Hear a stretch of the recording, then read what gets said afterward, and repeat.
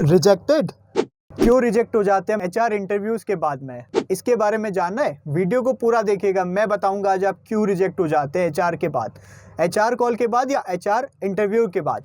Hi guys, welcome back to my YouTube channel. आज हम लोग बात करने वाले 5 ऐसे रीजंस की जिनकी वजह से एचआर जो है आपको रिजेक्ट कर देता है।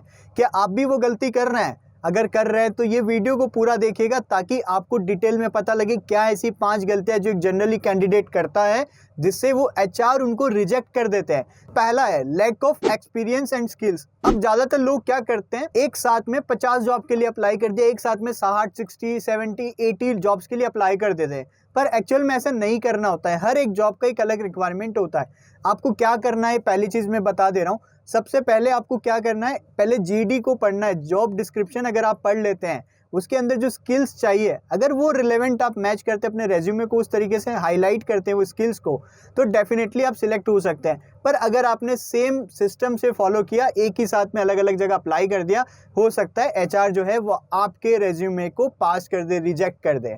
ठीक है, सो रिजेक्ट अगर वो कर दे रहा है दैट मीन्स कोई सेंस नहीं है। आप उन्हीं स्किल्स को हाईलाइट करिए जो उसके रिक्वायर्ड है। तो जॉब डिस्क्रिप्शन को अच्छे से पढ़िएगा। सेकंड है पुअर इंटरव्यू प्रिपरेशन। बहुत सारे लोग क्या करते हैं, टेक्निकल राउंड के लिए बहुत अच्छे से प्रिपेयर कर लेते हैं। टेक्निकल राउंड तो हमारा बहुत अच्छा चला जाता है, पर हम एचआर राउंड को बहुत हल्के में ले लेते हैं और अच्छे से प्रिपेयर करके नहीं जाते हैं। अब जब भी एचआर आपसे बात करता है तो बहुत सारी चीज़ों के बारे में बात करेगा, आपसे समझेगा आप कल्चर कितना जानते हैं कंपनी का, आप कंपनी के बारे में कितना जानते हैं, और बहुत सारी चीज़ें आपके अंदर आइडेंटिफाई करने लगेगा। और आप क्या करते हैं, उन चीज़ों को नॉर्मली आंसर कर देते हैं, जिसकी वजह से रेड फ्लैग हो जाते हो। मतलब एक रेड फ्लैग होगा ये हमारे लिए। तो बेटर ऑप्शन क्या रहेगा, टिप है आपके लिए यहाँ पर कि आप कंपनी के बारे में अच्छे से रिसर्च करके जाइए। एचआर राउंड को थोड़ा सीरियस लीजिए। कुछ थॉटफुल क्वेश्चंस आप एचआर से पूछ सकते हैं कंपनी के बारे में, कल्चर के बारे में, जिससे एक अपॉर्चुनिटी आपको एचआर भी प्रोवाइड करे। सो थर्ड रीज़न क्या हो सकता है? थर्ड रीज़न ये हो सकता है नेगेटिव एटीट्यूड या बिहेवियर आपका जो होता है वो सही नहीं होता है कभी कभी एचआर्स के लिए।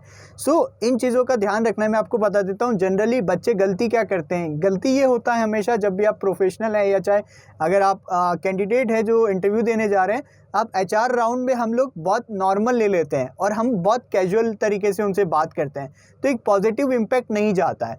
आपको क्या करना है, आपके लिए टिप ये कि आपको हमेशा पॉजिटिव एटीट्यूड के साथ में उनको बात करना है। नेगेटिव एटीट्यूड आपका नहीं होना चाहिए और बिहेवियर जो होता है आपका वो प्रोफेशनल होना चाहिए, 100% प्रोफेशनल होना चाहिए, नहीं तो again red flag.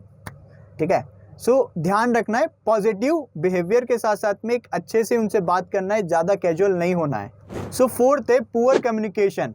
Poor communication मतलब यह है कि काफ़ी बार हम लोग क्या करते हैं, हमारा कम्युनिकेशन उतना नहीं होता। अगर कोई इंस्टेंट क्वेश्चन आ जाता है तो हम लोग उतना अच्छे से बोल नहीं पाते, क्योंकि हम लोग जनरली सोचते हैं हिंदी में, फिर उसको ट्रांसलेट करके इंग्लिश में बात करते हैं। सो आप क्या कर सकते हैं, ऐसे क्वेश्चंस आप प्रिपेयर करके रखिए। इसके लिए पहले मैंने वीडियो बनाया हुआ है जो 9 क्वेश्चन जनरली पूछे जाते हैं। सो वीडियो को आप गो थ्रू कर सकते हैं। एट द सेम टाइम उन क्वेश्चंस के आंसर को आप प्रिपेयर करके रखिए, उनको 4 से 5 बार गो थ्रू कीजिए, फिर आपका एक बहुत अच्छा फ्रिक्वेंटली आप उनको बोलने लग जाएंगे, तो हो सकता है वो कम्युनिकेशन आपका बेटर हो जाए और वो आपको हेल्प करेगा आगे क्रैक करने के लिए जॉब को।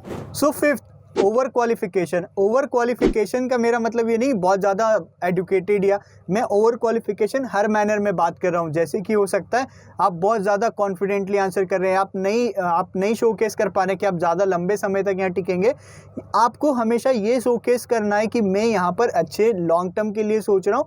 अपने आप को उस तरीके से एम्फासिस करना है, उस तरीके से रिप्रेजेंट करना है जिससे एचआर आपके ऊपर कॉन्फिडेंट हो पाए। अगर वो आपके ऊपर कॉन्फिडेंट हो गया, अगर उन्होंने आपको सही डायरेक्शन देख लिया आपका, तो डेफिनेटली वो आपको ले सकते हैं। पर कभी कभी हम बहुत ज़्यादा ओवर कॉन्फिडेंट हो जाते हैं, बहुत ज़्यादा ओवरली स्मार्ट अपने आप को समझने लग जाते हैं। ज़्यादा आप स्मार्ट बनेंगे, एचआर आपसे ज़्यादा स्मार्ट है, फिर वो रिजेक्ट कर देता है, क्योंकि उनको भी फियर है कि आप शॉर्ट टर्म के लिए ना सोच रहे हो।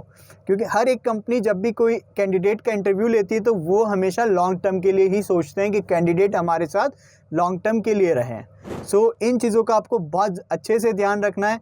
ऐसे ही सच कंटेंट के लिए बने रहिए मेरे साथ में, और ऐसे वीडियोस मिलते रहेंगे आपको। बेल आइकन को प्रेस कीजिएगा, जल्दी से जल्दी नोटिफिकेशन आप तक आता रहे। लाइक कीजिए, शेयर कीजिए और सब्सक्राइब कीजिए। अपने दोस्तों के साथ भी शेयर ज़रूर कीजिएगा।